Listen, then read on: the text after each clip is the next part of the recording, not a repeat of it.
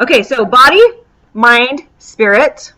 And then I do abundance. And in abundance, I have abundance of money, which has to do with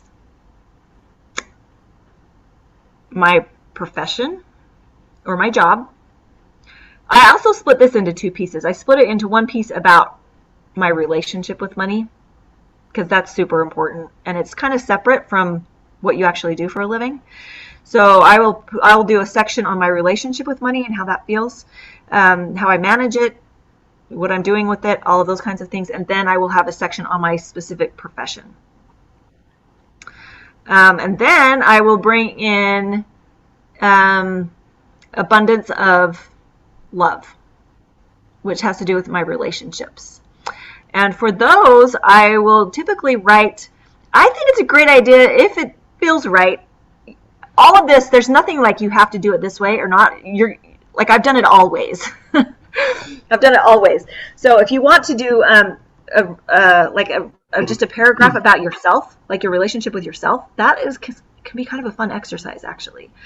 But I will definitely include my relationship with my significant other, if you have that. If you don't have that, but you would like to, you go ahead and write that paragraph just like you already have it. Okay? Just don't put a name on it. But for me, in my paragraph that I write for my significant other, I will actually use his name. Does that make sense? So if you're looking for a significant other, just write it like you want it to be, and then just don't put a name. And then I will write a paragraph for each one of my children. And here's where you have to be kind of careful, because depending on the age of your child, if you have young children, you have more leeway. As they get older, you have less ability to interfere in their agency and their ability to choose. So you have to be kind of careful. That's why I'm here, and that's why I'm going to be hanging out here for the next little bit. If you have questions about this, ask me, okay? So we can figure out the best way for you to word it. Because if you infringe on someone else's agency, it can kind of skew the whole rest of your life story, and it won't work well. So you want to make sure that you word it in a way that is appropriate. And then I will also do a paragraph about my relationship with friends and acquaintances in my community, like how I want to be seen, how I want to show up in my community, like socially with people, just my relationship with people in general. And then you can also do like, there's so many things you can write about. If there are certain relationships where you need more boundaries, you can also include that. You can also write that, because sometimes that makes the relationship healthier in certain circumstances. Family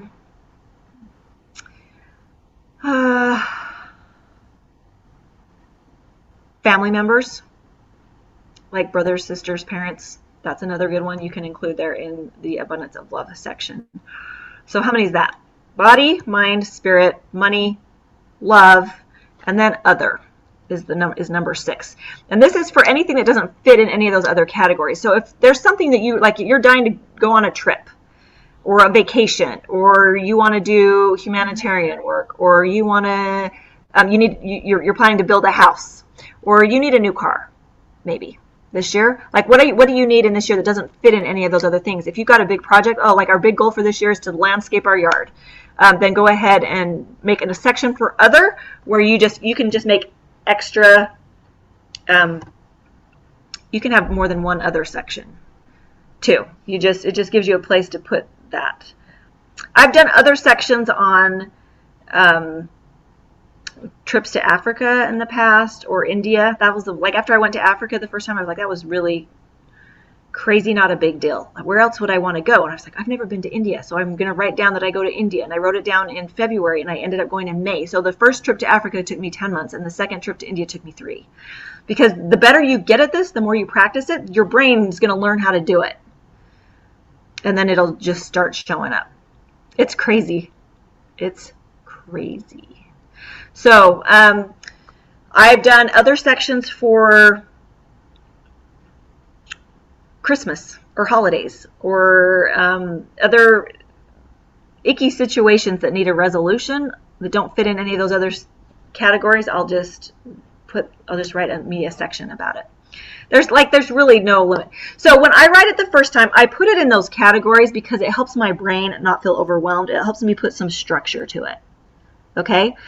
But after you've done it that way, I went through a period of time where it's like I don't have time to keep up with it and this is when it was like all in one notebook, and so I'm like trying to keep it in order, but now like how many pages do I leave for each section? And anyway, that's why I went to the 3-ring binder way to do it, because that was easier to be able to put things in and take them out.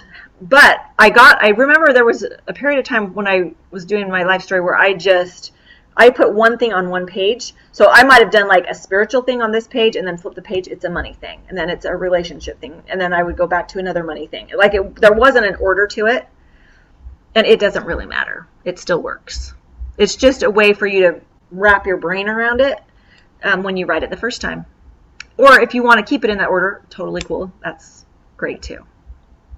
Yeah, I have a question. So as I've been looking back on my last one, there are parts of it that are quite general that I still feel like that's generally like who I want to be in things. And so it's not like I want to take it out. And so I'm wondering how much I leave and how much I need to just add like more specific things. Okay, that is also a great question.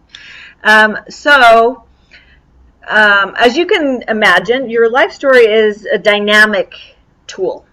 It's always changing, right? Because you're going to take things out as they appear, and then you'll be planting new things. So this is another thing you're just going to use your intuition about. Does it feel like that stays? Then keep it. If it feels like that's old, then let it go. For me, I will typically like to update my life story. I say this, but I don't do it. But in a perfect world, I would spend a little bit of time probably every week, like maybe on a Sunday afternoon or something, and just update things as they need to go in. That being said, one of the reasons I don't do it is because I have a note on my phone that's labeled life story. So anything I put in that, if I just write it under life story in my note, it's got that same intention as if it were in my binder. So even if I just put it in a list, then it starts to create, you don't have to feel like you have to have a paragraph written out about it before it will start to work. If you just list it and you call it a life story, it'll start to work, okay? So because I do that, that's a super easy way to do it. And then hopefully, if every now and then I'm going to spend a little time in my life story, I can transfer it and actually write it formally into my life story. Great. But I have a lot of stuff that manifests from that, and that doesn't ever actually make it into my full binder. So I recommend that people set up kind of a regular time to visit your life story, take out things that are old, plant new things. I keep a running list, like I said, on my phone of things that I want to add into it, just so I don't forget them. But at some point, I think it's a good idea every now and then, and you'll kind of know when this happens. This is a little bit where I'm at today, that it's just time to start over. It's time to start totally clean for me. Okay? It's been some time since I did that. It's been probably a couple of years since I did that. I've just been morphing with it as it goes, adding here and there, taking away, that kind of thing. But now I'm at a place where, and probably it's where we're at in my life, because we've been working on this Family Restoration Center project, and we're coming up to a place in the next few weeks that the whole first phase of that is going to be operational and functional and complete. And so it's like, okay, now what? Now where am I? So that's the place I'm at in my life. It's like, what's new? Like, what is coming in? So that you're just going to have to kind of feel it out. And if you have any questions about it, this is one reason why we've got the chat. So you can send me messages in the chat. You can send them to me privately through the chat, or you can send them, through to everyone. Or all y'all pretty much have another way to message me too, and I'm totally happy to answer you there as well. Now, when I first started to teach this, I'll tell you, when I first started to teach this, I had people say to me, one person in particular, why would I pay you to teach me how to set a goal? I can just set a goal by myself. I was like, that's great, then do it. Like, great. And I thought about what she said. And I thought, you know what? Here's the thing. The thing that's so cool about Life Story is that you can write stuff in your life story that you can't just get with setting a goal. Like if there's a goal you want to set, it's an awesome tool to do it. It will do it. If you want to run a marathon or a 5K or you want to learn something or whatever, write it in your life story, set a goal. You will do it. Like it will happen. You won't even have to do it. It will happen. Okay? But don't forget. I shouldn't say don't forget because that's a negative word and you'll find out pretty quick when you write it. If you say don't forget, your subconscious mind's only going to hear the word forget and so it won't remember. So I'm going to say remember to include things in your life story you can't just get with a goal. For example, gosh, I had frozen shoulder for a year. I can't just set a goal to have my shoulder fixed and healed, right? It's not like that's not how you go about that. But after a year of suffering, I thought to myself, why is that not in my life story? Why do I keep telling the same stupid story about my shoulder? And every time I have to go like zip up my dress, I can't reach it. And then I have to have blah, blah, blah, like I'm talking about it. I'm telling people my shoulder, all these reasons my shoulder doesn't work, right? So I was like, that's really dumb. So I rewrote the story about my shoulder and that I had full range of motion and that it was like my shoulders were strong. And I wrote this whole thing about it. Guess what? In a couple of weeks, that thing healed up.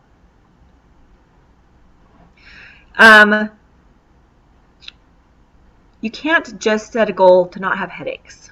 It's not a goal thing, really.